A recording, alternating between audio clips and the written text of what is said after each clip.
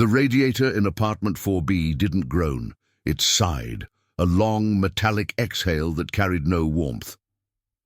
Freya sat at her kitchen table, a scarred piece of plywood she'd found on a curb 3 years ago, and counted her change. The copper coins made a soft, rhythmic clink against the wood. $11.42. That was the sum total of a PhD in linguistics and a dissertation on 18th-century epistolary traditions.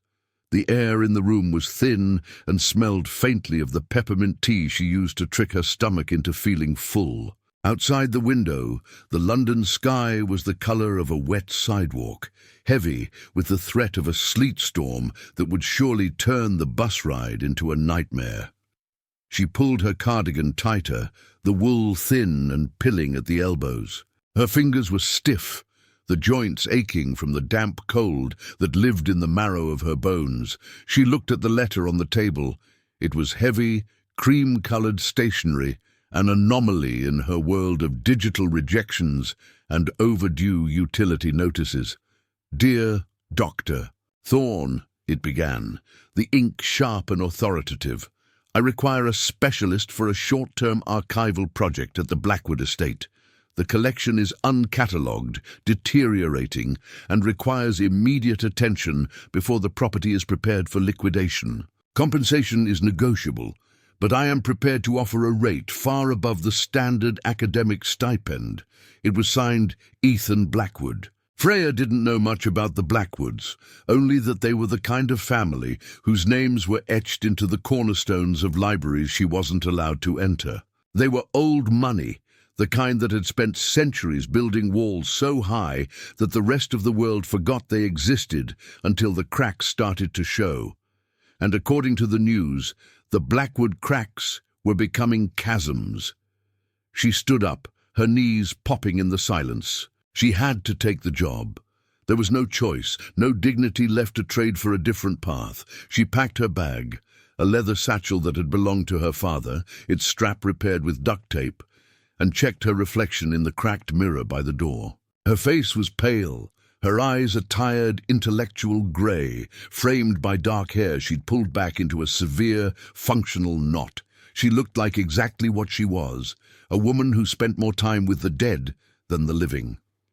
The journey to the Blackwood estate took 3 hours. As the bus moved away from the neon pulse of the city and into the bruised greens and greys of the countryside, the world seemed to grow quieter, more oppressive. By the time she reached the iron gates of the estate, the sleet had begun to fall, a stinging, horizontal grey mist. The house did not welcome visitors. It loomed. Blackwood Manor was a sprawling Gothic heap of stone and ivy that looked as though it were being slowly reclaimed by the earth. The windows were like dark, sunken eyes. It wasn't just old. It felt exhausted. The gravel crunched under Freya's boots, a loud, violent sound in the unnatural stillness of the grounds. There were no birds here, only the wind whistling through the gaps in the stone. She reached the massive oak door and hesitated. Her heart hammered a frantic rhythm against her ribs. She felt like an intruder, a scavenger coming to pick through the remains of a fallen giant. She reached for the heavy iron knocker, her hand trembling. Before she could strike, the door swung open. The man standing there was not what she expected. Ethan Blackwood was young, perhaps in his early 30s, but he carried himself with the weary posture of a man who had lived 100 years. He wasn't wearing a suit or the velvet robes of a landed aristocrat. He wore a charcoal cashmere sweater with the sleeves pushed up, revealing forearms that looked like they had been doing manual labor. His hair was a dark, uncombed mess, and his eyes, a piercing, icy blue, were rimmed with the red shadow of insomnia. He didn't smile. He didn't offer a hand. He simply stepped back, a silent invitation that felt more like a surrender. "You're late, Dr. Thorne," he said. His voice was a low baritone, textured like rough silk. It vibrated in the small of her back. "The bus was delayed by the weather," Freya replied. her own voice sounding thin and academic in the cavernous hallway. "I apologize." Ethan closed the door, the sound of the bolt sliding home echoing through the house like a gunshot. He looked her up and down, his gaze lingering on her worn boots and the duct tape on her bag. There was no judgment in his look, only a profound, hollow indifference. "I don't care about the weather," he said, turning and walking deeper into the house. "I care about time. I have very little of it left." Freya followed him. The interior of the house was even more suffocating than the exterior. The air was thick with the scent of cedar, beeswax, and something sharper, the metallic tang of damp stone. Grand portraits lined the walls, men and women in stiff collars and lace, their eyes following her with an ancestral suspicion. But the portraits were dusty, the frames chipped, and in some places the wallpaper was peeling away in long, sickly strips. "My solicitors want everything boxed and ready for auction by the end of the month," Ethan said, his pace rapid. "The library, the personal correspondence, the records of the tenants, everything. If it's paper, it needs to be catalogued. I've had 3 archivists quit in the last month. They said the basement was uninhabitable. I've worked in the Vatican's secret archives and the basement of the Bodleian," Freya said, her professional pride flaring. "I assure you, I am not easily intimidated by dust." Ethan stopped abruptly at the top of a narrow stone staircase. He turned to face her, his proximity sudden and overwhelming. He was a head taller than her, and he smelled of cold rain and expensive tobacco. "It's not the dust, Dr. Thorne," he whispered, his blue eyes searching hers for a moment of weakness. "It's the weight of it. Every letter in that basement is a promise someone didn't keep. Every ledger is a record of a life that ended in debt. You aren't just cataloguing books, you're counting the failures of 5 generations." He didn't wait for her to respond. He led her down the stairs. The temperature dropped with every step. The basement of Blackwood Manor was a labyrinth of vaulted ceilings and iron-reinforced doors. When Ethan pushed open the heavy oak door to the central archive, the smell hit her, a concentrated explosion of old paper, leather, and the sweet, vanilla-like scent of decaying lignin. It was a disaster. Floor-to-ceiling shelves were bowed under the weight of thousands of volumes. Stacks of loose papers were piled on the floor like drifts of snow. Boxes had been overturned, their contents spilling out in a chaotic jumble of vellum and wax seals. A single flickering bulb hung from the ceiling, casting long dancing shadows that made the room feel as though it were breathing. "This is it," Ethan said, gesturing to the wreckage. "The archive of us, or what's left of it." Freya stepped into the room, her boots crunching on a fallen piece of parchment. She felt a sudden, sharp pang of grief. To an archivist, this wasn't just a mess. It was a massacre. History was being suffocated by neglect. She walked to the nearest table, a heavy mahogany beast covered in a layer of dust so thick it looked like grey velvet. She ran a finger through it, leaving a dark trail. "Why let it get like this?" she asked softly. Ethan leaned against the doorframe, his arms crossed. The light caught the sharp angle of his jaw. "Because for the last 50 years, my family has been too busy selling the present to worry about the past. My father didn't believe in history. He believed in liquid assets. Unfortunately, he ran out of both." He looked at her then, and for the first time the indifference wavered. There was a flicker of something raw in his eyes. Shame, perhaps, or a desperate, clawing hope that she couldn't quite name. "I need to know what's in here, Freya," he said, using her first name for the first time. The sound of it made her breath hitch. "I need to know if there's anything left worth saving, before the hammers come down." He handed her a rusted iron key. It was cold, the metal biting into her palm. "There is a room at the top of the servants' wing for you," he said. "It's small, but it has a fire. I'll have Mrs. Gable bring you something to eat. Don't expect luxury. This house has forgotten how to provide it." He turned to leave. but Freya called out to him. "Mr. Blackwood?" He paused, his silhouette framed by the dim light of the hallway.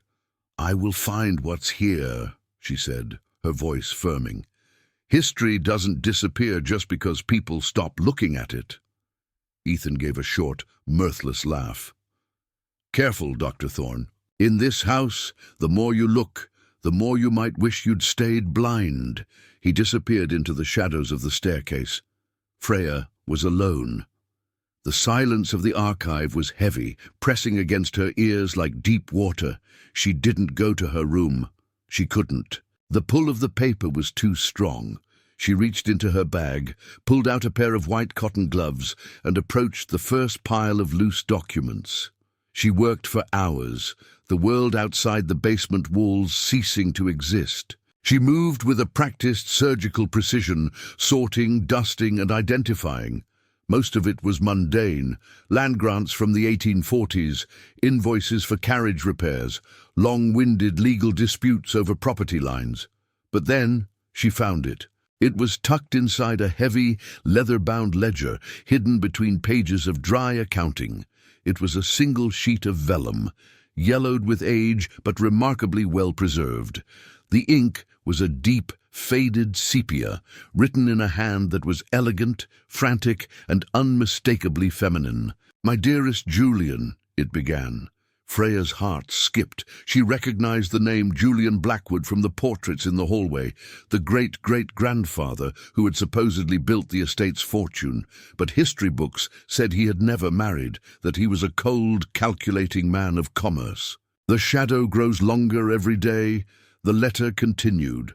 "My father speaks of the debt as if it were a living thing, a beast that must be fed with my life.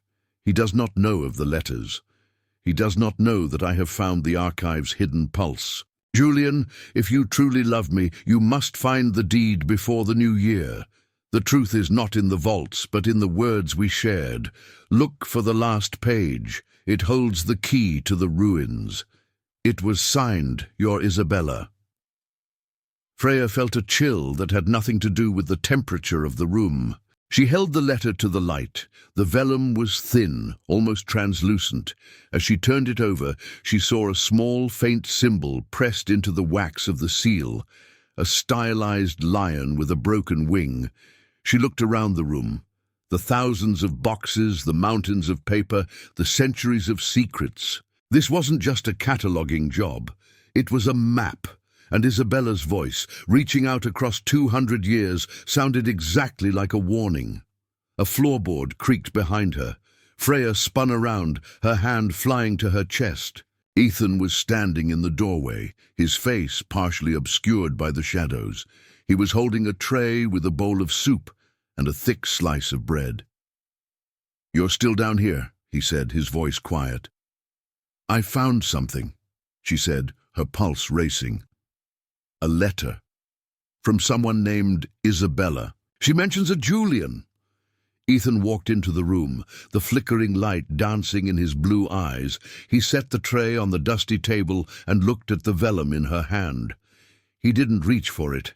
He seemed almost afraid to touch it. "Julian was the one who lost his mind," Ethan said, his voice devoid of emotion. "The family story says he spent his final years down here, obsessed with a woman who didn't exist. He died alone in this very room." "She existed," Freya said, her voice a hushed whisper. "I can feel her in the ink, Ethan. She wasn't a ghost. She was a secret." Ethan looked at her then, really looked at her. For a long, agonizing moment, the distance between them seemed to vanish. The air between them grew thick, charged with the same desperate energy of the letter in her hand. "Secrets are the only things this family has ever been good at keeping," Ethan said. He stepped closer, his shadow falling over her. "But secrets don't pay the bills, Freya, and they don't stop the auctioneer's hammer." "Maybe this one can," she replied, her eyes locked onto his. He looked down at the letter, then back at her. A strand of hair had escaped her knot, falling across her face. Without thinking, Ethan reached out, his fingers brushing the stray lock behind her ear. His touch was electric, a sudden searing heat that made Freya's breath catch in her throat. His hand lingered for a second too long, his thumb grazing the curve of her jaw. His skin was rough, calloused, and unimaginably warm. "Don't get your hopes up, Dr. Thorne," he whispered, his voice dropping to a gravelly intimacy. "The past is a graveyard. Most people who go digging in it only find more bones." He pulled his hand away, the cold air rushing back into the space he'd occupied. He turned and left the room without another word. Freya stood in the center of the archive, the smell of the soup mingling with the scent of the centuries. She looked at the letter, then at the door where Ethan had disappeared. The Julian and Isabella story had begun, but as she looked at the crumbling walls around her, she realized that her own story with the broken heir of Blackwood Manor was only just beginning its first, trembling chapter. She picked up the spoon, her hand still shaking from his touch. The soup was warm, but it was the memory of his fingers on her skin that finally chased away the chill of the basement. She wouldn't stop. She would find Isabella's last page, even if it meant tearing this house apart stone by stone. The second week at Blackwood Estate began not with a sunrise, but with the slow grey filtration of light through the high barred windows of the basement. For Freya, time had ceased to be measured by clocks. It was measured by the number of folders she filled, the grams of dust she brushed into glass vials, and the steady, rhythmic beat of her own heart against the oppressive silence of the archive. She had established a sanctuary in the corner of the room. She had found an old, green-shaded banker's lamp in a forgotten crate, and its emerald glow now carved a small circle of order out of the surrounding chaos. Inside that circle, things made sense. Words had meanings. History had a sequence. Outside that circle, the mansion loomed with its unpaid debts and its hollowed-out air. Freya pulled on her white cotton gloves. The ritual was meditative, each finger smoothed down, the fabric a barrier between her living skin and the fragile, decaying skin of the past. She picked up a bundle of letters tied with a rotted silk ribbon. The ribbon disintegrated the moment she touched it, falling away like the ashes of a burnt bridge. Julian and Isabella. She began the systematic translation. Her process was slow, deliberate. She would read the original French or Latin. The Blackwoods of the 1700s were nothing if not pretentious, and then transcribe it into her notebook, her fountain pen scratching a steady, grounding sound against the paper.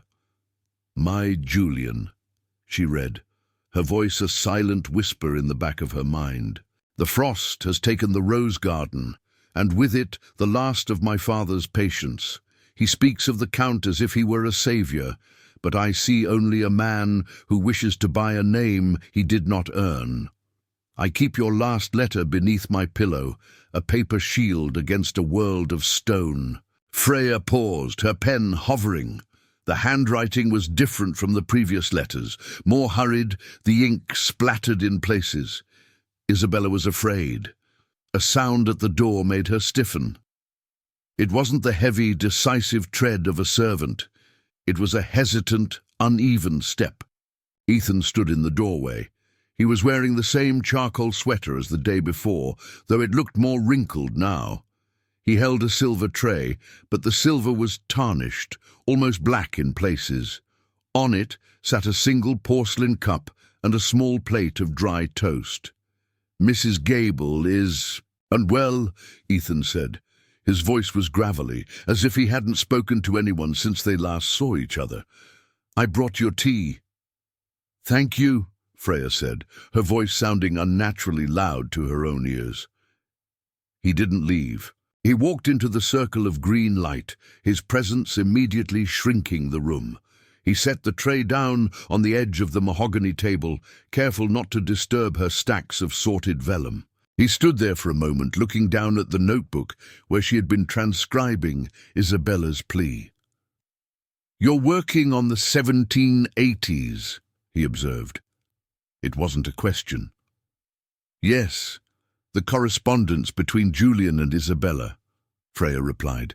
She found herself acutely aware of the distance between them, barely 2 feet.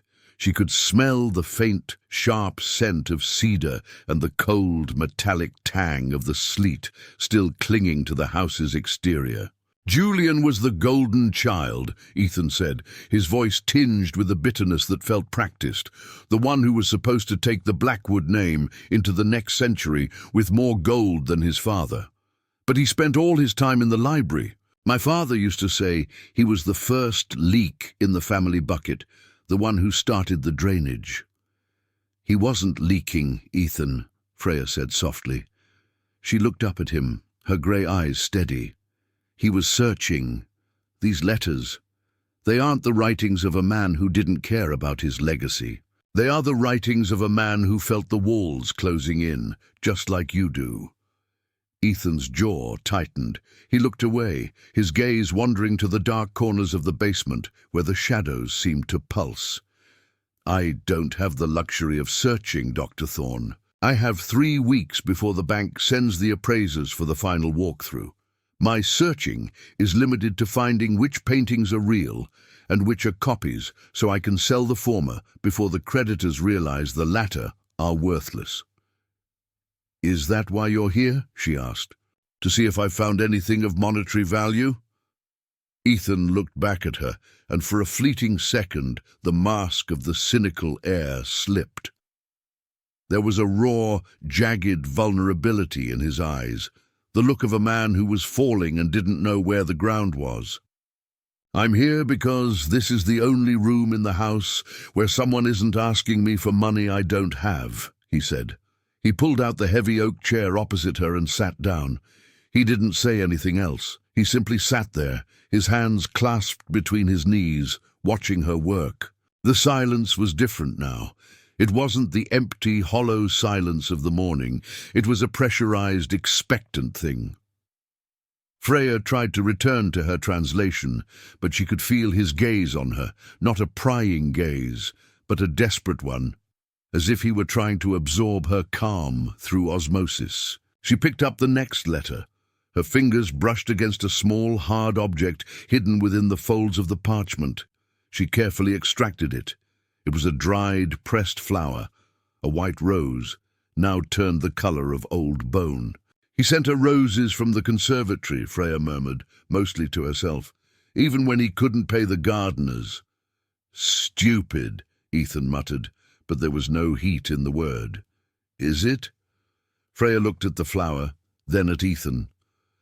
"To give someone something beautiful when everything else is falling apart, it seems like the only thing that actually matters." Ethan's gaze dropped to her hands, the white gloves, the delicate way she held the dead rose. He reached out, his hand hovering over the table. For a moment, Freya thought he might touch her again, but he stopped, his fingers curling into a fist just inches from her own. "Tell me about her," Ethan said. "Isabella, who was she?" Freya shifted, her chair creaking. She was the daughter of a rival estate owner. The families had been at war over water rights for decades.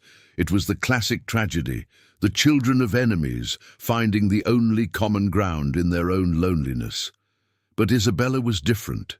She was a scholar in her own right. She mentions the hidden pulse of the archive. She knew something about this house, Ethan, something that isn't in the official records. Ethan leaned forward, the green light from the lamp catching the sharp lines of his face. "The family legends say Julian went mad looking for a hidden chamber, a vault of truth or some such gothic nonsense.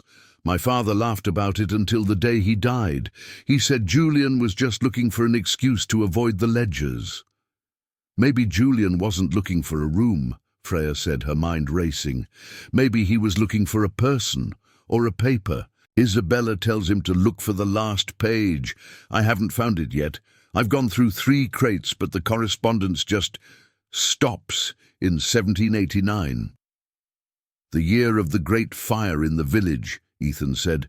"The records say half the estate's outbuildings burned down. Maybe the letters went with them." "I don't think so," Freya said, her voice gaining a quiet intensity. Archivists are like detectives, Ethan. We look for the things that aren't there. There are gaps in the numbering of these folios.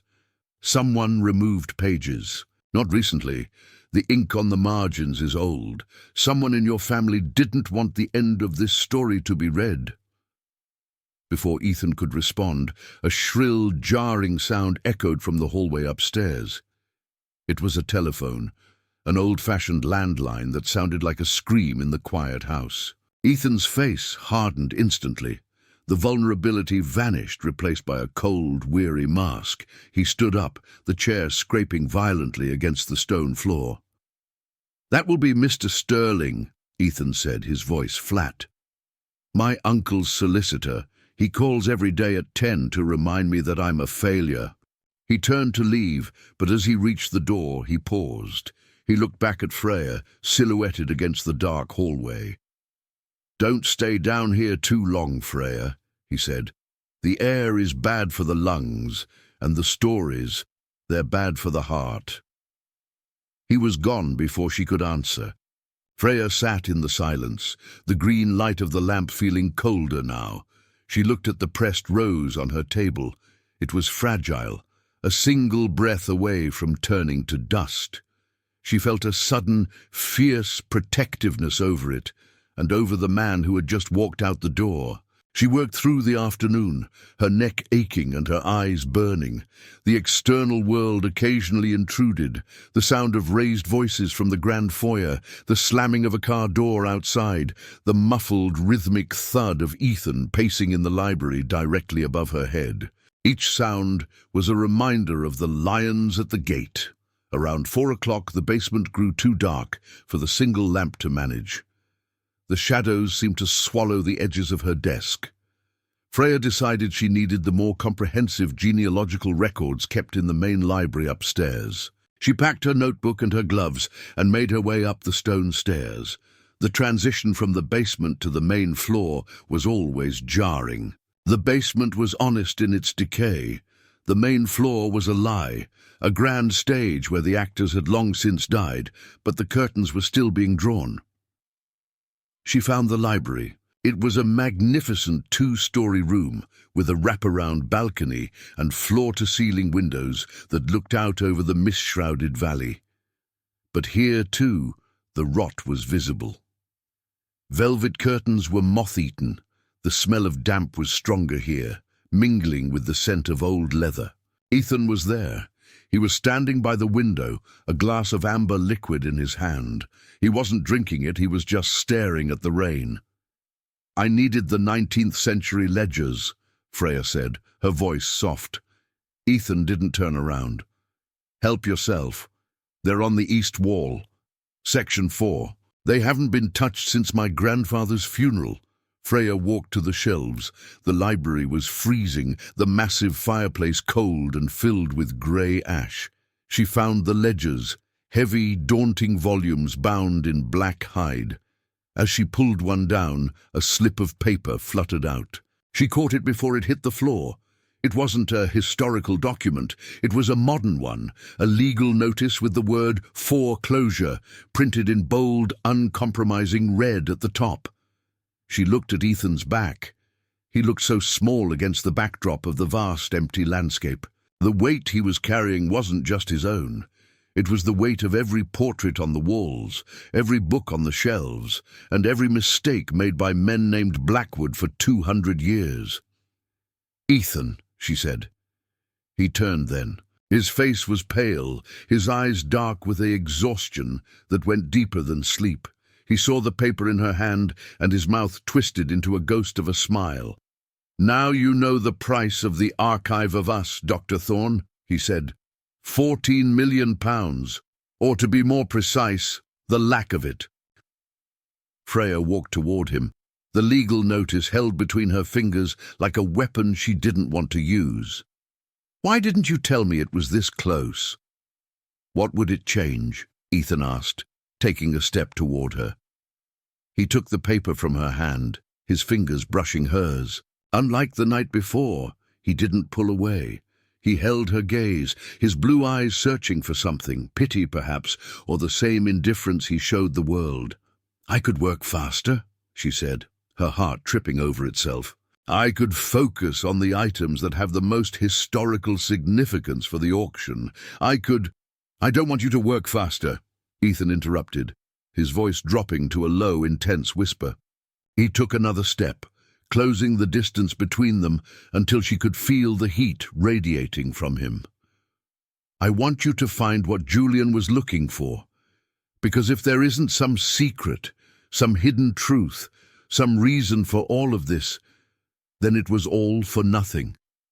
My father's life, my life, just a slow slide into a gutter."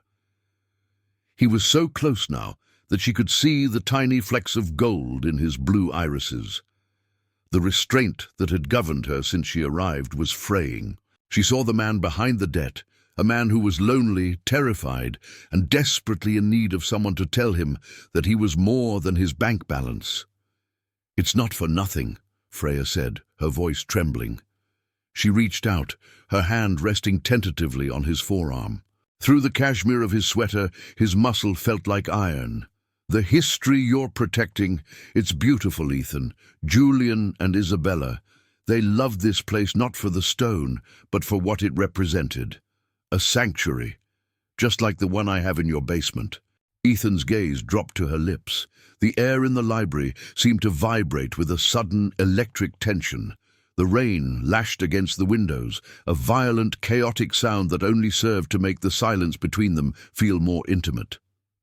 Ethan set his glass down on a nearby table with a sharp clack.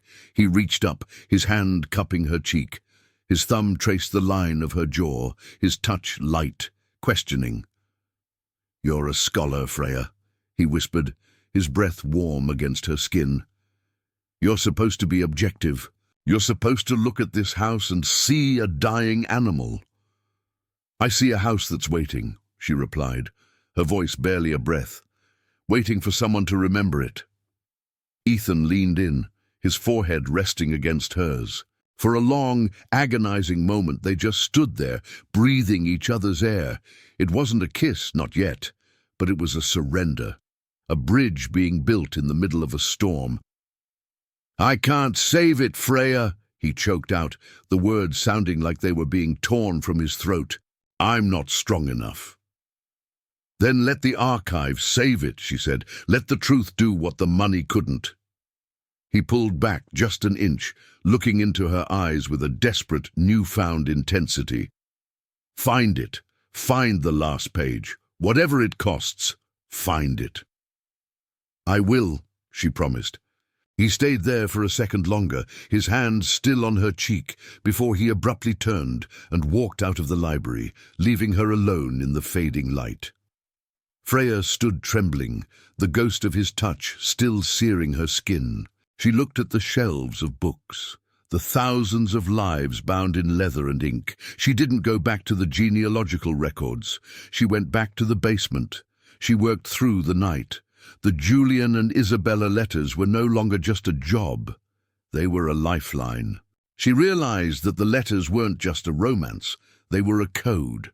Isabella kept mentioning the rhythm of the rows and the silver in the spine. Around 3 a.m., Freya was going through a stack of Julian's personal ledgers from his final years. They were a mess of frantic calculations and sketches of the house, but on the very last page of a ledger from 1792, the year Julian died, she found something. It wasn't a letter, it was a drawing. It was a sketch of the library where she had just stood with Ethan. But in the drawing, the layout was slightly different. One of the shelving units on the east wall, the one where she had found the foreclosure notice, wasn't a shelving unit. It was marked with a symbol, the lion with the broken wing. Freya's heart began to hammer against her ribs. She looked at the drawing, then at the letter she had found on her first day.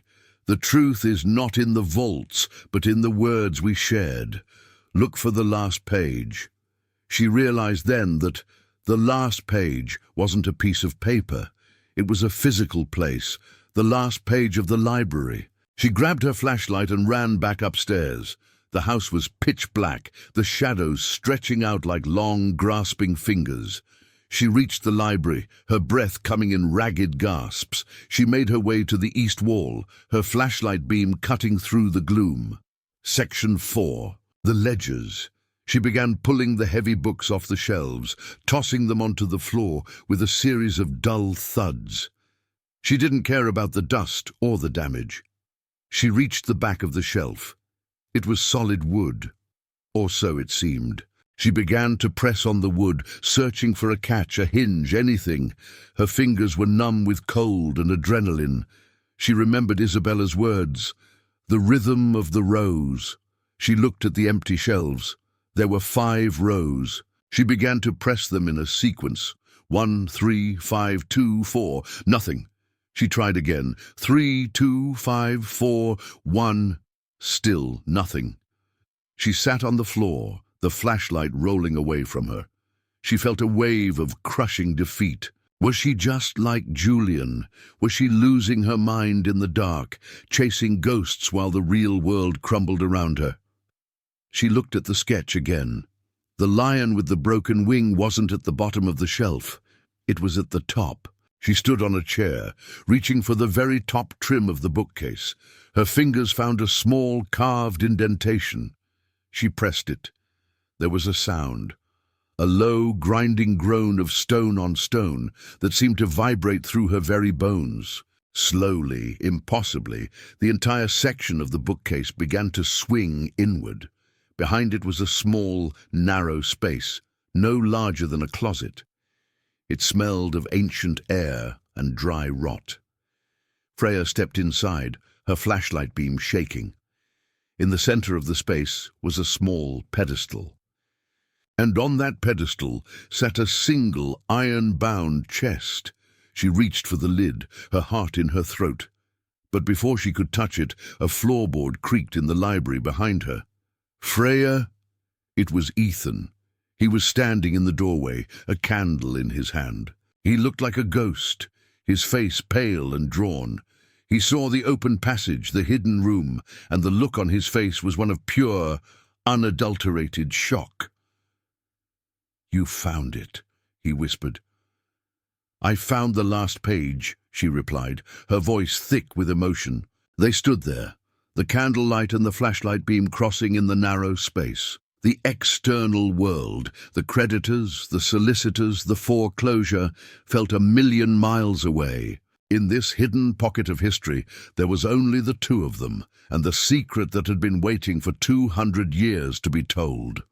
Freya reached for the chest and lifted the lid. Inside, wrapped in a piece of decaying blue silk, was a single, thick document. It was parchment, heavy and stiff, sealed with a massive wax seal that bore the unbroken lion of the original Blackwood crest. Freya picked it up, her hands trembling so violently she nearly dropped it. She looked at Ethan. "Should I?" she asked. "Open it," Ethan said, his voice a low, commanding rasp. "Finish the story, Freya." She broke the seal. The sound of the wax snapping was like a bone breaking. She unfolded the parchment. As she read the first lines, her breath left her in a sudden, sharp gasp. It wasn't a diary. It wasn't a love letter, it was a deed. But as her eyes scanned the elegant legalistic script, the color drained from her face. She read it once, then twice, her mind struggling to process the implications of the words. "What is it?" Ethan asked, stepping into the small room, his proximity sudden and heavy. "Is it the money? Is it a trust?" Freya looked up at him, her eyes wide with a sudden, devastating realization. "Ethan," she whispered, her voice breaking, "this isn't a save. It's a confession." Outside, the first light of dawn began to touch the windows of the library, but in the hidden room, the darkness had never felt more absolute. The silence in the hidden room was no longer the soft, expectant hush of a discovery. It was the suffocating weight of a tomb. The air, trapped for 2 centuries, felt thick and metallic in Freya's lungs. She looked at the parchment in her hands, the last page that was supposed to be a savior, and felt the ink burning into her palms like lye. Ethan was standing so close she could feel the frantic heat radiating from his body. He was leaning into the narrow space, his hand resting on the stone doorframe, his knuckles white. The candlelight danced in his eyes, turning the blue to a flickering, desperate violet. "Tell me," he whispered. The word was a jagged plea. "Freya, what does it say? Tell me my father was right about something.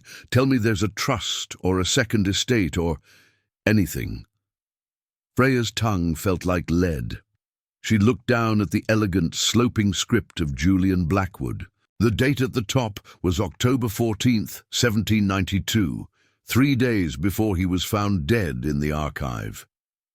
"It's a confession, Ethan," she said, her voice sounding like it belonged to someone else. Someone colder, someone who hadn't just shared a moment of soul-deep vulnerability in the library. "It's not a deed of gift.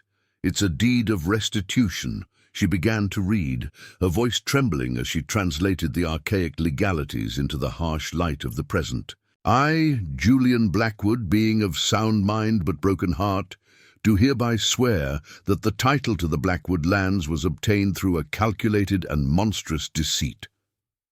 My father did not purchase these acres. He stole them. The original deed, held by the House of Thorn, was destroyed in the village fire of '89, but the truth remains etched in the marrow of this house. I have lived my life as a squatter in a palace of lies." Isabella knew.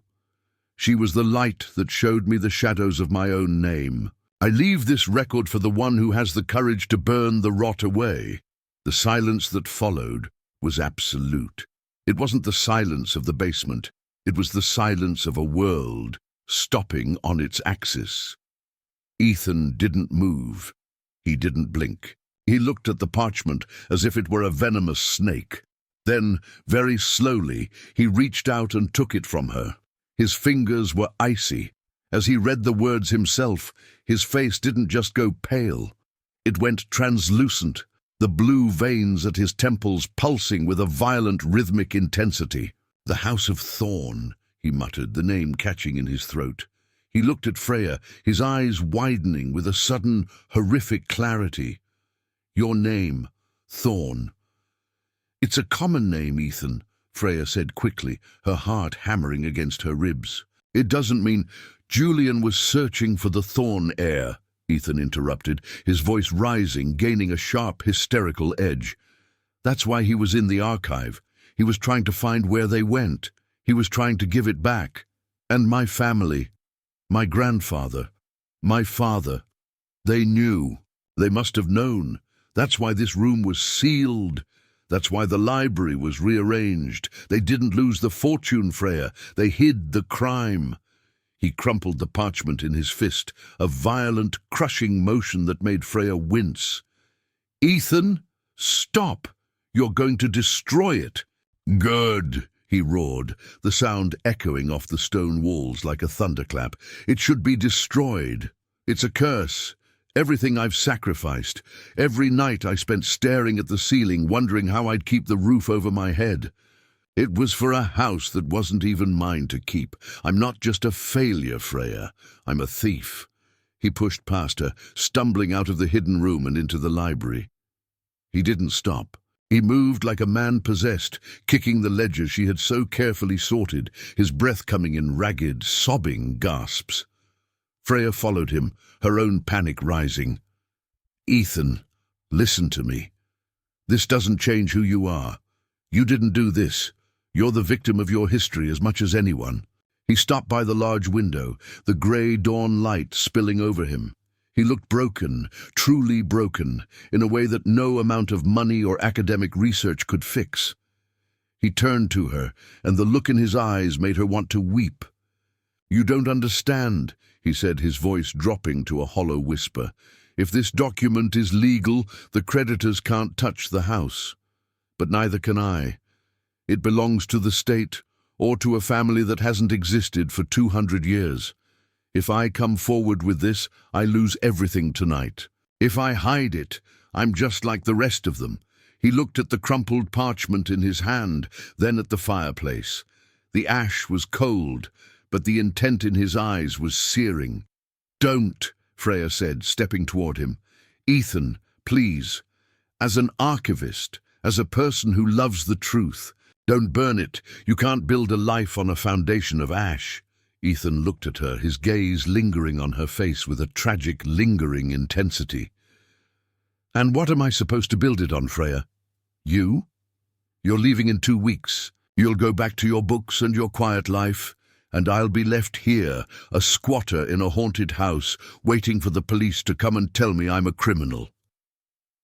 The distance between them, which had been so small only hours before, now felt like an ocean. The physical proximity, the way he had cupped her cheek, the way their foreheads had touched, now felt like a betrayal of its own. It was a love built in a room that didn't exist, between two people who were defined by a lie. "I won't leave you," she said. The words were out before she could check them. Ethan laughed, a short, bitter sound. "You have to. Everyone does. The Blackwood name is a sinking ship, Freya. Even the rats have gone. Why would you stay?" Before she could answer, the sound of a car engine rumbled up the gravel driveway. It was loud, expensive, and aggressive. Ethan stiffened. He smoothed the crumpled parchment against his thigh, his movements mechanical. He shoved it into the pocket of his sweater and looked out the window. "Sterling," he said, his voice flat, "and my uncle. They're early." "The lions," Freya whispered. "The vultures," Ethan corrected. He turned to her, his face a mask of cold, aristocratic indifference. The man who had almost kissed her was gone. The man who had wept in the hidden room was buried. "Go to the basement, Dr. Thorne. Continue your work. Don't mention the room. Don't mention the deed. If you value your career and your safety, you will stay out of this." "Ethan, go!" he snapped. Freya fled. She didn't go to her room. She went back to the basement, back to the green glow of her lamp and the smell of decaying paper. But the sanctuary was gone. The air felt thin, and the shadows felt like they were closing in. She sat at her desk, her hands shaking so violently she had to clasp them together. She could hear the voices upstairs. They weren't muffled anymore. The house, in its state of decay, seemed to act as a megaphone. "We have the buyer for the library, Ethan," a sharp, nasal voice said. That would be Uncle Sterling. "A private collector from Dubai. He doesn't care about the history. He wants the leather bindings for his smoking room. It's a generous offer. More than enough to clear the interest on the primary loan." "The library is not for sale." Ethan's voice was low, steady, but Freya could hear the tremor of rage beneath the surface. "It's not your choice anymore, boy," another voice boomed, the uncle. "The board has decided. You've had 6 months to find a miracle in this basement. All you found is a pretty little archivist who's costing us £300 a day." Freya flinched. The words were a slap, a reminder of how she was viewed by the men who held the power. She looked at the blank page of her notebook. She should be working. She should be documenting. But all she could think about was the parchment in Ethan's pocket. The confession. She realized then that the conflict wasn't just between Ethan and his family. It was within her. As a historian, her duty was to the document. Julian Blackwood's final wish was for the truth to be known. But as a woman who had seen the hollowed-out soul of Ethan Blackwood, her duty felt like it was to him. If she revealed the deed, she would be fulfilling Julian's legacy, but she would be destroying Ethan's future. If she stayed silent, she was complicit in a 200-year-old crime. She looked at the bundle of Isabella's letters. She picked one up, the vellum feeling like silk. "Julian, the truth is not a weight to be carried, but a light to be followed. Even if it leads us into the dark, we must go together." Freya felt a tear prick her eye. She wasn't Isabella. She didn't have the luxury of a shared destiny. She was just a girl from a freezing apartment with $11 in her pocket, falling for a man who was technically her landlord and legally a thief. The morning dragged into a miserable grey afternoon. The voices upstairs grew louder, then retreated into the dining room. The smell of expensive cigars began to drift down the vents, a cloying, arrogant scent that made Freya's stomach turn. Around 2 p.m., the door to the basement creaked open. It wasn't Ethan. It was a man in his 60s, wearing a suit that cost more than Freya's entire education. He had a face like a hawk, sharp, observant, and entirely devoid of empathy. "Dr. Thorne, I presume," the man said. He didn't wait for an answer. He walked into her circle of light, his presence like a stain on the sanctuary. "I'm Arthur Blackwood, Ethan's uncle." Freya stood up, her spine stiffening. "How can I help you, Mr. Blackwood?" "You can stop wasting my nephew's time," Arthur said. He began to pace the room, his eyes scanning the shelves with a predatory hunger. "Ethan is a romantic.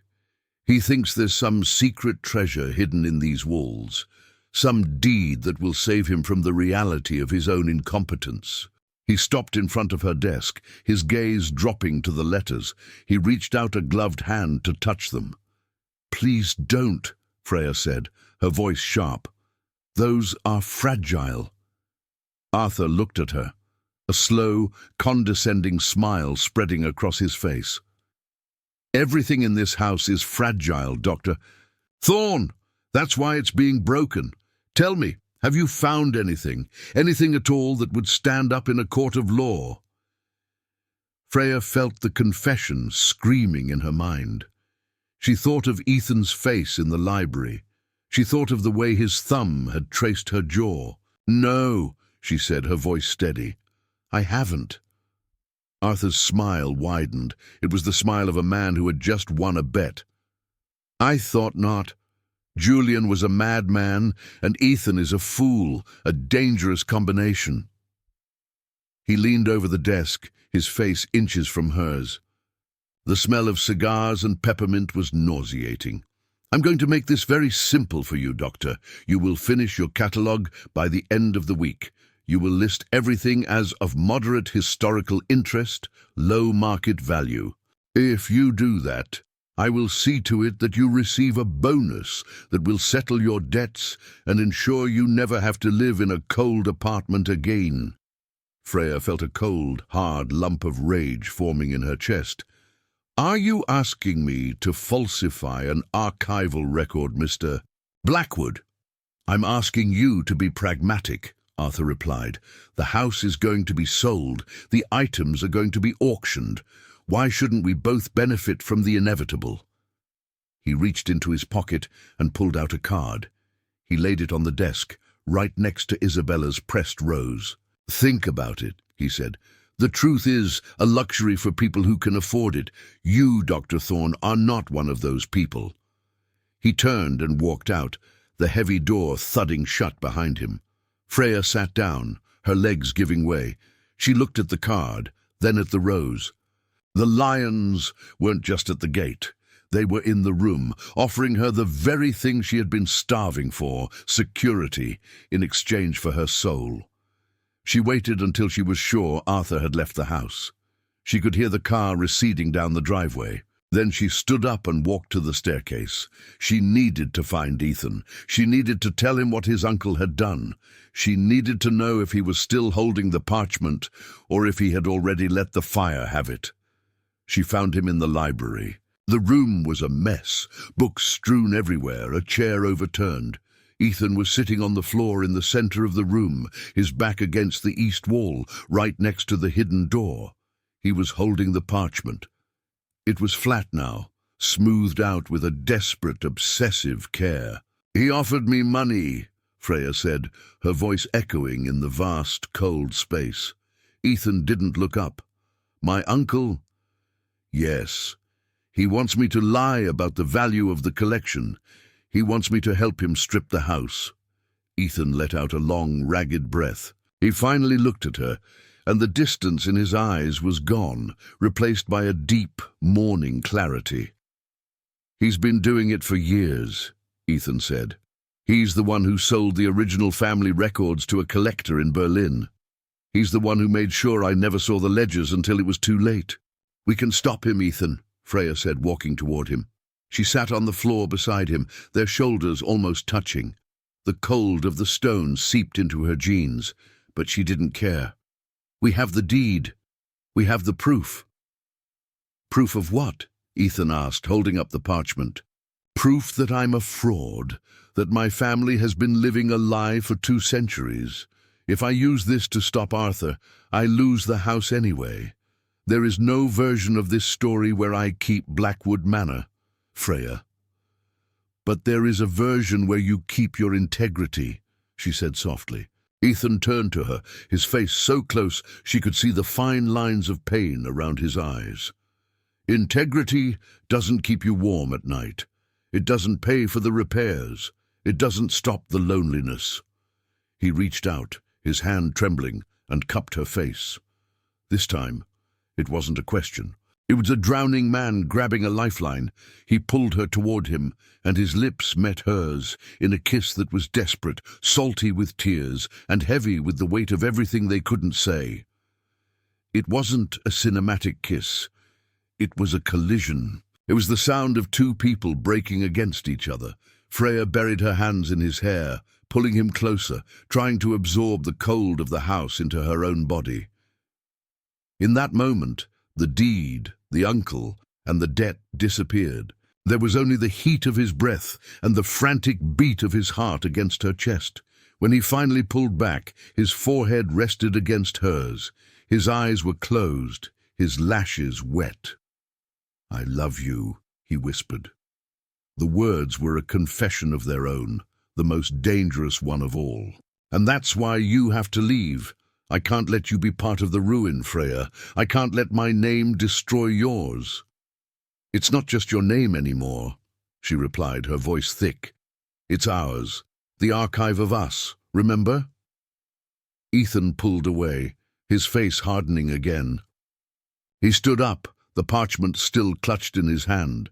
"There is no us in a house of lies," he said. He walked to the desk and picked up a heavy silver lighter. He flicked it. The small, orange flame danced in the dim light of the library. "Ethan, no!" Freya cried, springing to her feet. He held the edge of the confession toward the flame. "If this disappears," he said, his voice terrifyingly calm, "Arthur wins. But I keep the house.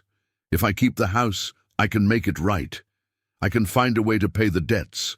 I can stay here, with you." The choice was hanging in the air, a physical weight.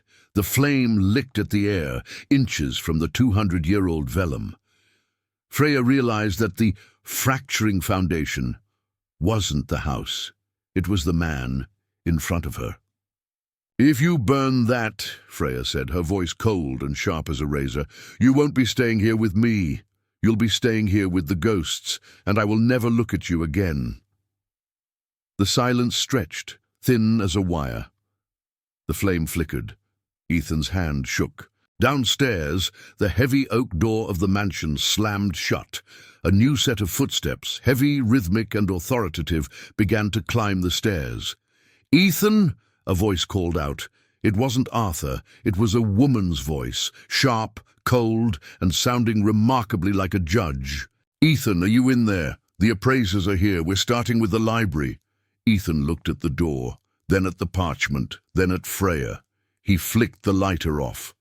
"Hide it," he hissed, shoving the deed into Freya's hands. "Hide it and don't come out until I tell you." He pushed her toward the hidden door. Before she could protest, he swung the bookcase shut, plunging her into total darkness. Freya stood in the airless room, the confession clutched to her chest. She could hear the library filling with people, the voices of the lions, the clatter of equipment, and the cold professional tones of the appraisers. She was trapped in the past, holding the only truth that could destroy the present. And as she listened to Ethan's voice, cold, distant, and perfectly composed, defending his stolen kingdom, she realized that the fracturing had only just begun. The darkness in the hidden room was not empty. It was a physical weight, thick with the particles of 200 years of skin and stone. Freya stood perfectly still, her back pressed against the cold, damp masonry. She could feel the vibration of every footstep in the library through her heels, a rhythmic thrumming that felt like the house was trying to tell her its own secrets through the soles of her feet. She held the deed, the confession, to her chest. The parchment was stiff, its edges sharp enough to draw blood. Every time she breathed, the paper rustled, a sound that seemed loud as a scream in the airless void. The House of Thorn. The name echoed in her mind, a ghost she had known all her life but never recognized. She remembered her father, a man who had spent his life in the basements of city libraries, his eyes clouded by cataracts and the dust of other people's lives. He had spoken of a lost garden and a stolen name, stories she had dismissed as the delusions of a man broken by poverty. He had left her nothing but the satchel she carried and a name that sounded like a warning. "We come from the soil, Freya," he had whispered on his deathbed, his hands clutching a threadbare blanket. "Not the pavement. Remember the name. It's the only thing they couldn't take." She realized now that her entire life, the academic struggle, the obsession with ancient linguistics, the way she felt more at home in the past than the present, was a homing instinct. She hadn't come to Blackwood Estate for a job. She had come home to the scene of a crime. Outside the bookcase, the library was filling with the sounds of a dissection. "Start with the first editions on the north wall," a woman's voice said. It was clinical, devoid of the reverence Freya felt for the books. "We need a preliminary value on the vellum bindings by noon. The buyer in Dubai wants the aesthetic, not the content. If the pages are foxed, we'll price them as decorative objects." Freya heard a chair scrape across the floor, then Ethan's voice.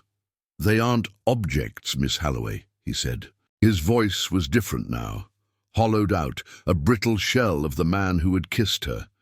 It was the voice of the Blackwood heir, the one who had been trained to watch his world burn with a stiff upper lip. "They are the record of a family's intellectual history. History doesn't pay the interest on a £14 million debt, Ethan." Arthur Blackwood's voice cut in, sharp and oily. "Don't get sentimental now. It's unattractive. Miss Halloway, ignore the nephew. He's had his chance to play curator. Now he plays the bankrupt." Freya closed her eyes, her forehead resting against the rough wood of the bookcase. She could feel the heat of Ethan's presence on the other side, barely inches away. She imagined him standing there, his hands in his pockets, his jaw set, watching as strangers put price tags on his soul. "And where is the archivist?" Miss Halloway asked. "I need her notes on the 18th century correspondence. It would save us hours of authentication." "Dr. Thorne is indisposed," Ethan said. There was a microscopic pause, a hesitation only Freya would notice. "She had a family emergency. She left this morning." "Left?" Arthur's voice was suspicious. "Without her final payment? That doesn't sound like a woman with £11 in her bank account." "She's a woman of principle, Uncle," Ethan said, and Freya could hear the bitter irony in his tone, something you wouldn't understand. She saw the rot in this house and decided she didn't want the stench on her hands. Freya felt a sharp, stabbing pain in her chest. He was lying to protect her, but he was also erasing her. He was pushing her out of the story before the end could be written. The work continued for hours. Freya lost track of time in the dark. Her legs cramped and the air grew thin, smelling of stale cedar and the metallic tang of the deed. She listened to the appraisers move through the room like locusts. They discussed the marketability of Julian's sketches. They debated the salvage value of the mahogany shelves. They were dismantling the archive of us and turning it into a spreadsheet. "What's this section?" Miss Halloway asked. Freya's heart stopped. The footsteps were right outside her door. She heard a hand brush against the wood of the bookcase. "Section 4, Ethan said quickly. "Genealogical records, mostly dry stuff. Land disputes, tenant ledgers. Not worth much to your buyer." "On the contrary," Arthur said, Provenance is everything. If we can prove the lineage is unbroken back to the 1700s, the estate's value as a historical landmark triples for the developers. They want the Blackwood brand, Ethan, even if the brand is built on dust. "Let me see," Miss Holloway said. Freya heard the click of a flashlight. A sliver of light pierced the darkness of the hidden room, a thin, needle-like beam that cut through the gloom and landed directly on the iron-bound chest. She held her breath, her lungs burning. She pressed herself harder against the wall, trying to become stone. "These shelves are unusual," Miss Holloway murmured. "The depth doesn't match the external wall.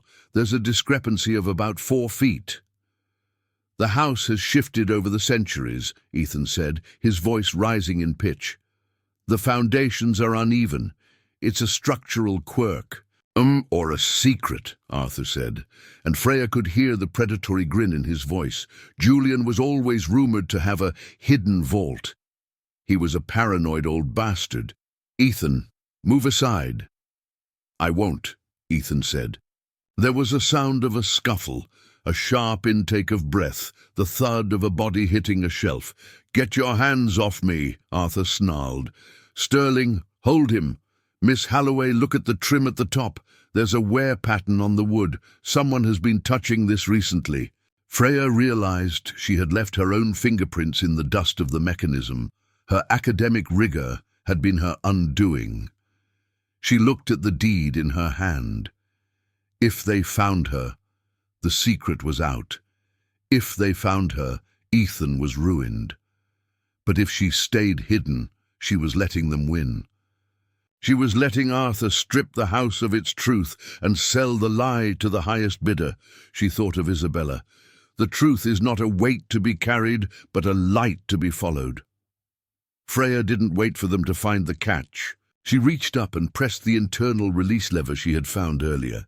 The mechanical groan was louder than before, a violent, grinding sound that filled the library. The bookcase swung outward with a sudden jerky motion, spilling Freya and a cloud of 200-year-old dust into the center of the room. The silence that followed was deafening.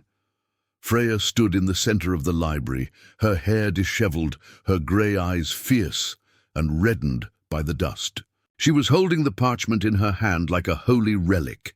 Ethan was being held back by a large man in a grey suit, presumably Sterling. His face was a mask of horror and devastation. Arthur stood by the bookcase, his hand still reaching for the trim, his mouth hanging open. "Doctor." "Thorne," Arthur said, his voice regaining its oily composure with terrifying speed. "I thought you had a family emergency." Freya didn't look at him. She looked at Ethan. He looked at her with a mixture of love and absolute, crushing defeat. "I did," Freya said, her voice clear and resonant, filling the cavernous library. "I found out who my family is." She turned to Arthur then. The lion at the gate looked smaller in the full light of the morning. "You were looking for the secret treasure of Julian Blackwood," she said. She held up the parchment. "Here it is, but it's not gold, and it's not a brand." "What is that?" Miss Holloway asked, her professional curiosity piqued. She reached for the document, but Freya pulled it back. "It's a deed," Freya said. "A deed of restitution, signed by Julian Blackwood in 1792. It states that the Blackwood family has no legal claim to this estate, that the title was forged, and that the land belongs to the heirs of the House of Thorne." Arthur laughed, a sharp rattling sound. "A forgery? From 200 years ago? That's a historical curiosity, Doctor, not a legal reality. Statutes of limitations." "This isn't a curiosity," Freya interrupted. "Julian Blackwood filed this with the High Court of Chancery before he died. He didn't just write it, he recorded it. My father spent his life looking for the lost deed because he knew our name meant something. I didn't believe him. I thought he was a broken man chasing ghosts." She stepped toward Arthur, her eyes burning with a cold, righteous fire. "But I'm an archivist, Mr. Blackwood. I know how to follow a trail, and this trail leads directly to me. I am the last of the House of Thorn, and according to this document, you are standing in my library." The room went still. Even the appraisers stopped their work, their eyes darting between the disheveled woman and the wealthy men in suits. Arthur's face turned a sickly shade of purple. "This is a setup.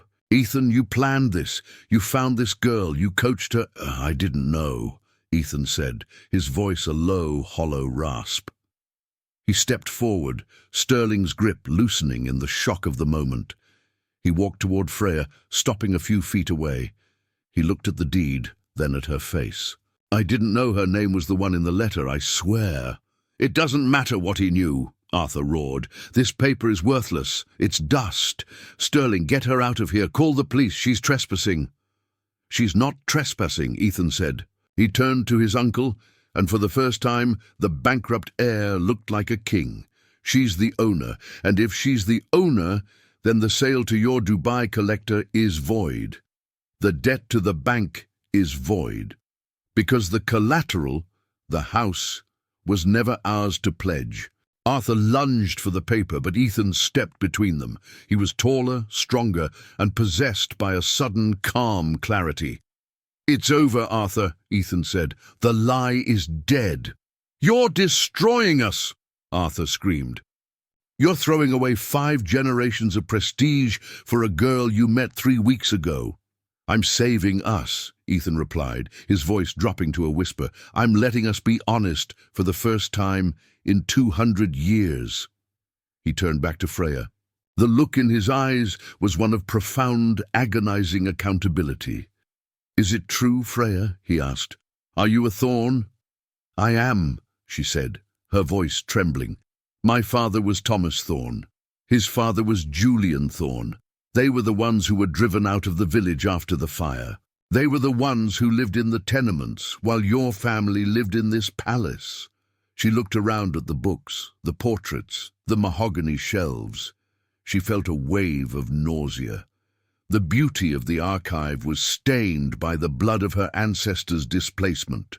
"I came here to catalogue your history," she said, a tear finally escaping and tracking through the dust on her cheek. "I didn't know I was cataloguing my own loss."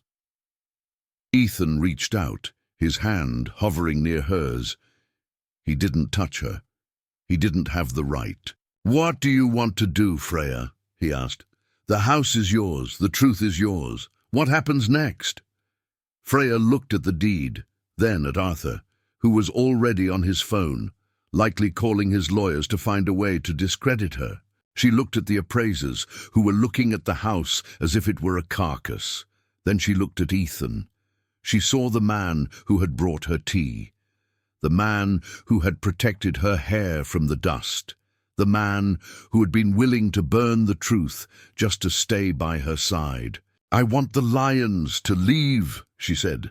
"You heard her," Ethan said, turning to the room. "The library is closed. The appraisal is over. Everyone out." "You can't do this," Arthur shouted. "I have a legal right to be here." "You have a legal right to a jail cell for attempted bribery and fraud," Freya said, turning on him. "I have your card, Mr. Blackwood, and I have the recording of our conversation in the basement. I may be poor, but I am an academic. I document everything." Arthur's face went white. He looked at Sterling, who shrugged, a silent admission of defeat. Without another word, Arthur turned and marched out of the library, his heels clicking a frantic, desperate rhythm on the marble floor. The appraisers followed, scurrying away like mice when the lights come on. The heavy front door of the mansion slammed shut for the last time. The library was silent. The dust motes danced in the shafts of morning light. Freya and Ethan were alone in the ruins. Freya sat down on a stack of books, the deed resting in her lap. She felt hollowed out, a vessel that had been emptied of its purpose. The adrenaline was gone, leaving only a cold, shivering exhaustion. Ethan walked over and sat on the floor at her feet. He didn't say anything. He just rested his head against her knee. "I'm sorry," he whispered. "For what?" she asked. "For your ancestors? For the fire, for everything, he said. For making you find this. For being the person who stood between you and your home. Freya ran her fingers through his hair, the gesture instinctive, ancient. It wasn't a home, Ethan. It was a prison, for both of us. "What now?" he asked, looking up at her. His eyes were clear, the icy blue softened by a profound sense of relief. "You have the house. You have the fortune, or what's left of it once the legalities are settled. You're the director of the Thorn Archive now." "I don't want a house built on a crime," Freya said. She looked at the parchment. "But I don't want to see it turned into a hotel or a smoking room for a billionaire either." She looked at Ethan, and a small, fragile smile touched her lips. Julian and Isabella. They didn't want the land, Ethan. They wanted the freedom to love each other without the weight of the debt and the names. They failed. But we don't have to.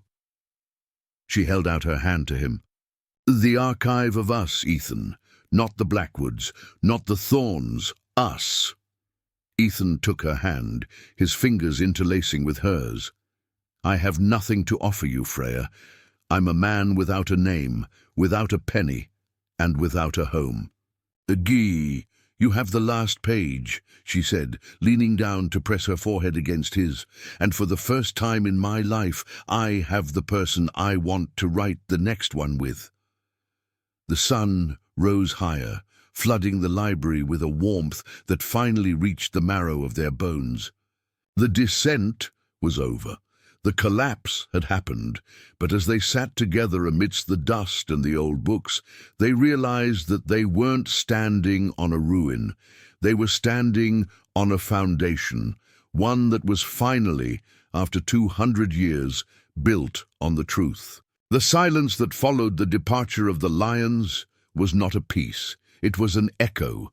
It was the sound of a vacuum rushing to fill itself with the weight of 200 years of lies. Freya stood in the center of the library, her fingers still numb from clutching the deed. The room felt different now. The mahogany shelves, the thousands of leather-bound spines, the very air that tasted of dust and cedar. It all belonged to her. But she didn't feel like a queen. She felt like a ghost who had accidentally wandered into someone else's haunting. She looked at the deed, the House of Thorn. The name felt like a brand. She thought of her father's hands, always stained with the ink of other people's records, and realized that his poverty hadn't been a lack of ambition. It had been a slow, quiet mourning for a life he knew was his, but couldn't prove. Ethan was by the window, his silhouette etched against the grey, weeping sky. He hadn't moved since the front door had slammed shut.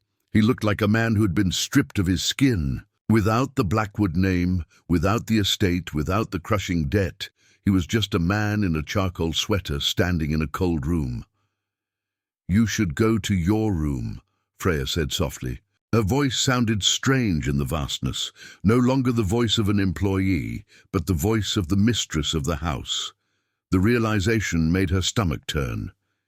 Ethan turned his head slightly, but he didn't look at her. "Which one, Freya? None of them are mine." "Don't," she whispered. "I'm not being bitter," he said, and to her surprise his voice was steady. "I'm being accurate. I've spent my whole life trying to hold onto walls that were never mine to touch. Do you know what the hardest part is?" He finally turned to face her. His blue eyes weren't cold anymore. They were clear, frighteningly, painfully clear. "The hardest part is how light I feel," he said. "I should be devastated. I should be fighting you. But for the first time since I was a boy, I don't feel like I'm drowning. I've already sunk, and the bottom is quiet." He walked toward her, his footsteps heavy on the Persian rug. He stopped a few feet away, respecting the new, invisible boundary between them. "I'll pack my things tonight," he said. "I don't have much. Most of the clothes were my father's anyway. I'll be out by morning."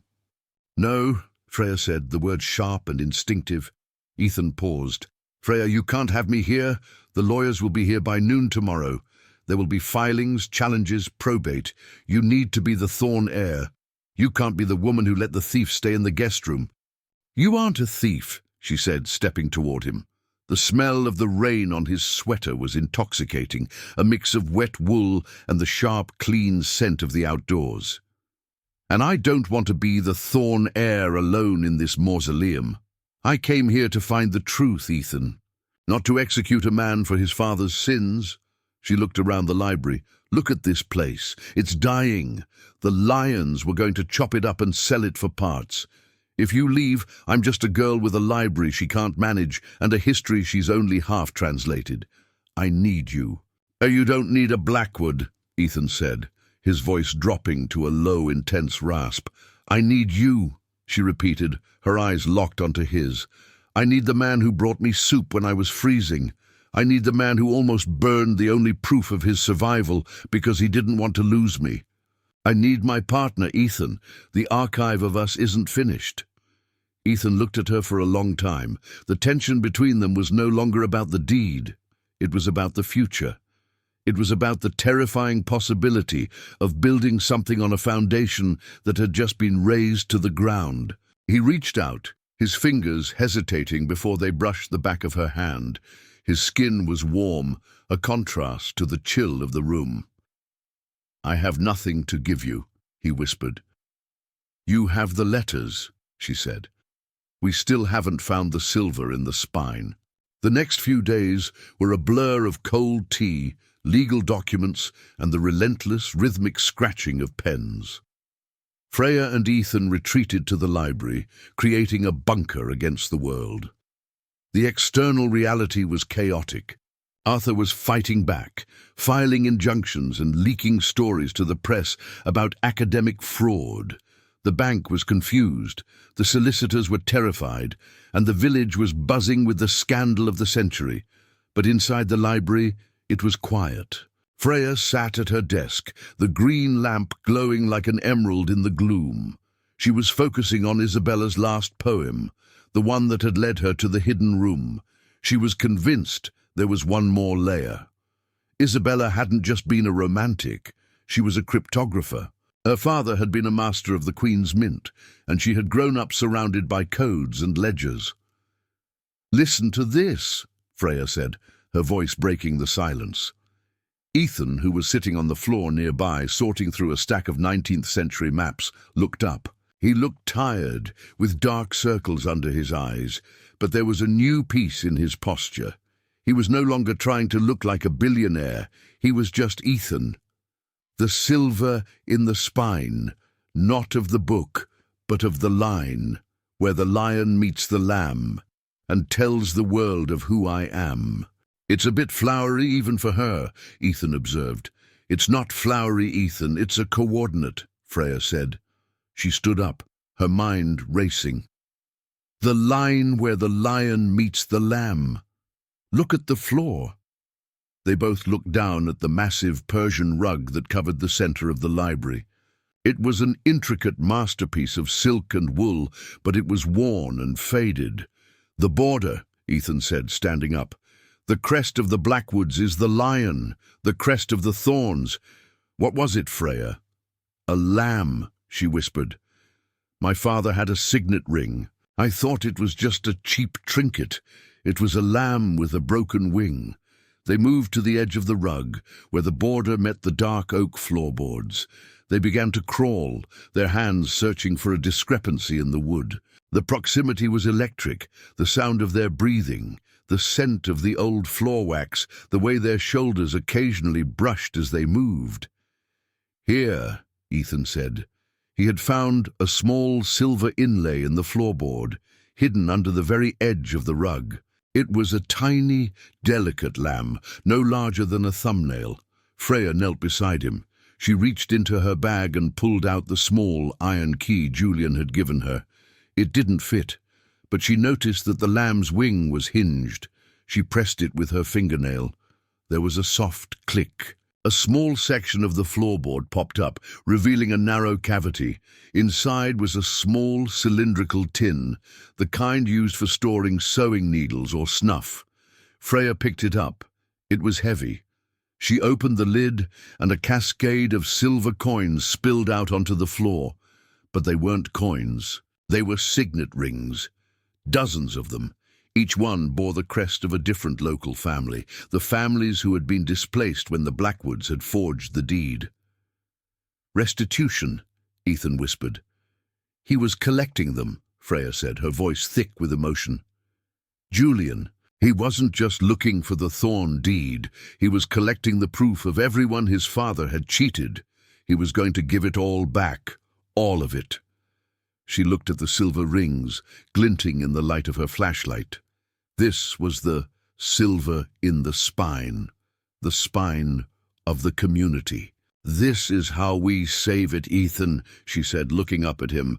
"We don't sell the books. We don't sell the land to developers. We return the titles to the families who were stolen from. We turn the estate into a public trust, a historical archive, and a community center. We use the Thorn deed to dissolve the Blackwood debt, because a debt based on a fraud is unenforceable." Ethan's eyes widened. "Freya, that would leave you with nothing. No fortune, just the house and the work." "I've never had a fortune, Ethan," she said, reaching out to take his hand. "I've always had the work. And if I have the work, and I have the truth, and I have you, then I have everything I ever wanted." Ethan pulled her toward him, his movement slow and deliberate. He cupped her face in both hands, his thumbs tracing the line of her jaw. For the first time, there were no secrets between them, no debt, no name, no history that didn't belong to them both. "I don't deserve you," he whispered. "Probably not," she teased, her voice trembling. "But the archive of us doesn't believe in what people deserve. It only believes in what's true." He kissed her then.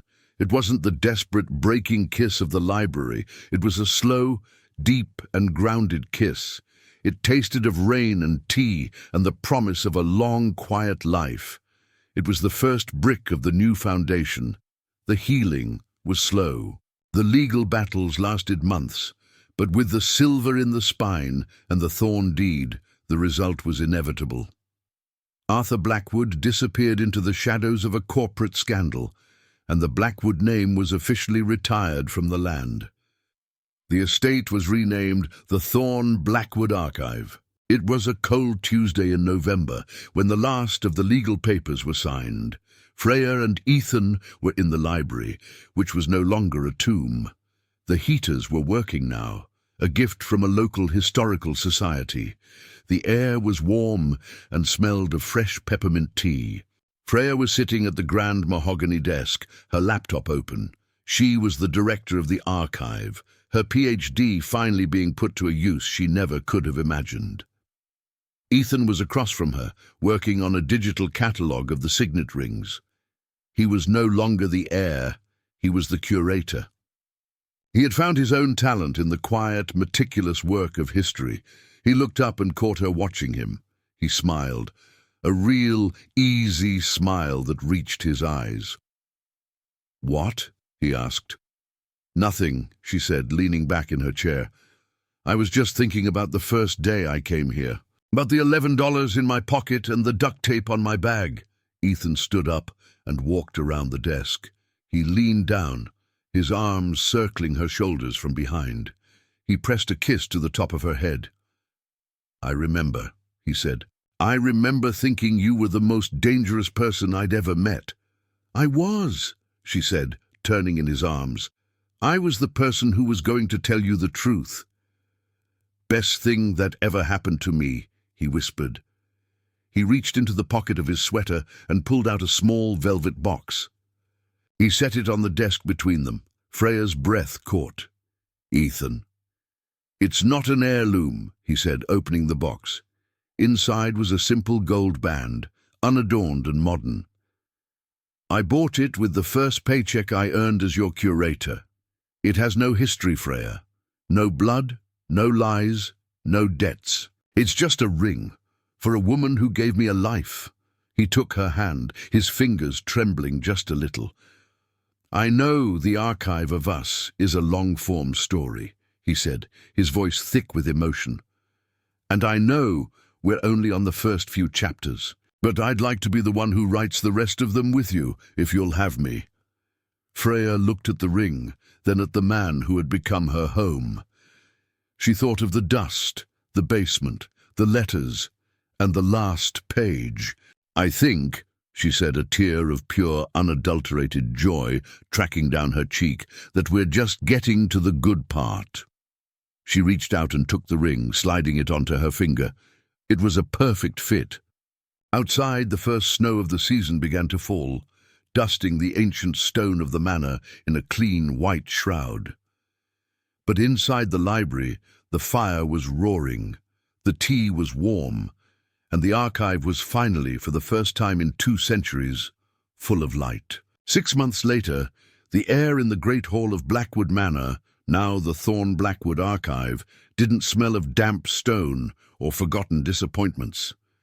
It smelled of beeswax, fresh eucalyptus, and the crisp, clean scent of a window left open to the spring breeze. The heavy velvet curtains that had once acted as shrouds for the windows were gone, replaced by light linen that billowed like sails.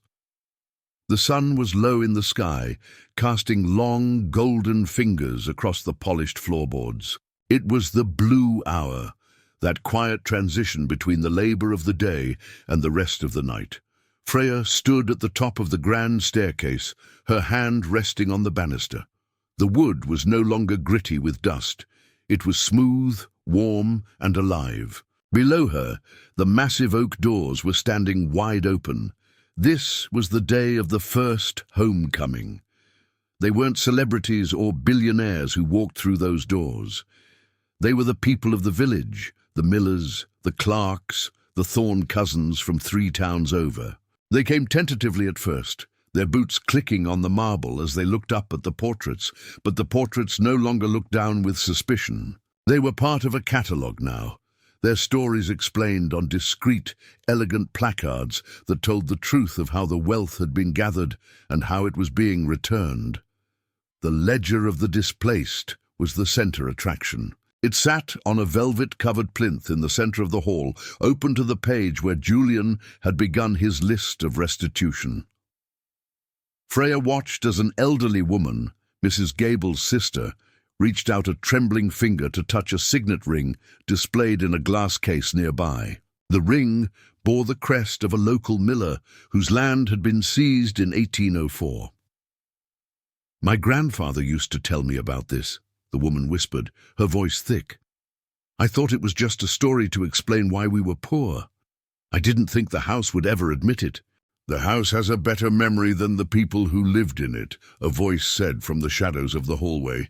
Ethan stepped into the light. He wasn't wearing charcoal cashmere today. He wore a simple linen shirt, his sleeves rolled up to reveal forearms that were tanned from a spring spent working in the long-neglected conservatory.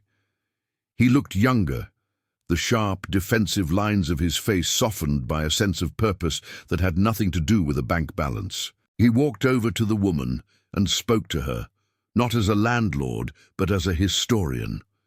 He told her the story of the ring, of how Julian had hidden it in the floorboards, and how the legal papers were being finalized to return the deed to the miller's descendants.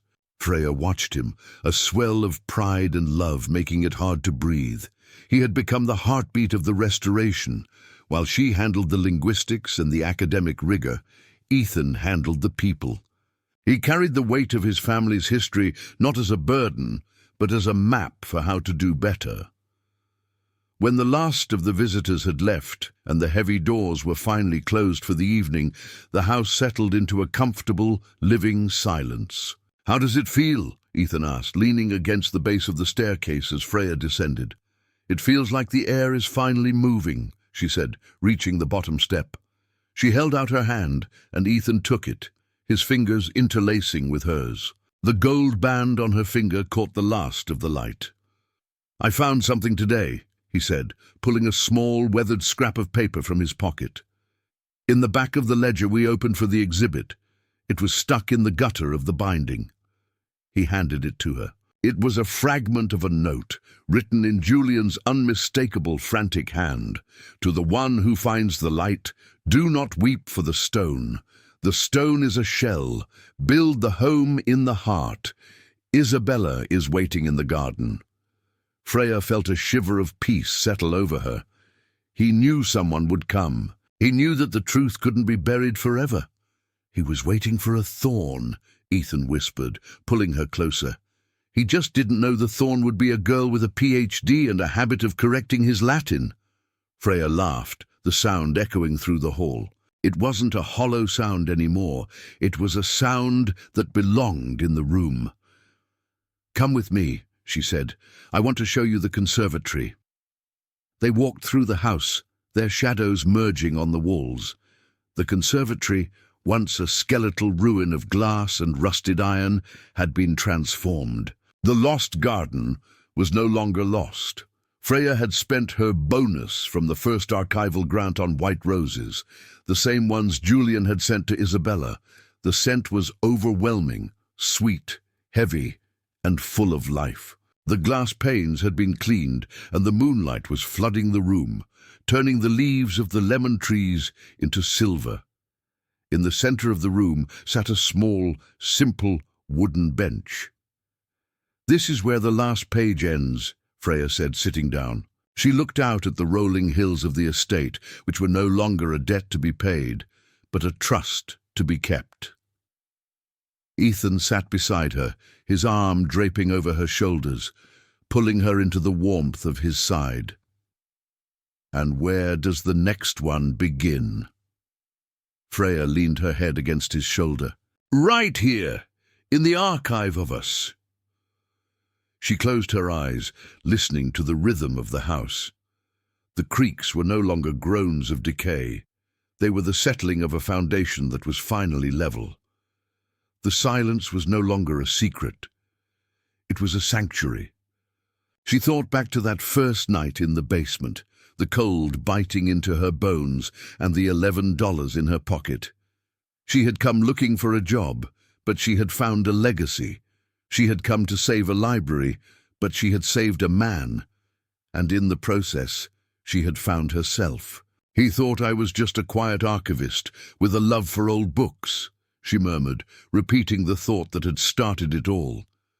"I thought you were a miracle," Ethan corrected, his voice a low, vibrating warmth against her ear. He reached into the pocket of his shirt and pulled out a small, modern fountain pen. He took her hand, and on the inside of her wrist, where the pulse beat steady and strong, he drew a small, simple symbol, a lion and a lamb, their wings no longer broken, but intertwined.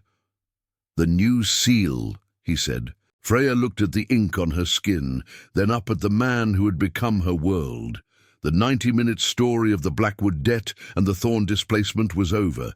The history had been written, the crimes had been confessed, and the restitution had begun. But as the moon rose over the Thorn Blackwood archive, casting a silver light over the white roses and the two people who had saved them, Freya realized that the most important archives aren't kept on shelves or in hidden rooms. They are kept in the way a person looks at you when the lights go out.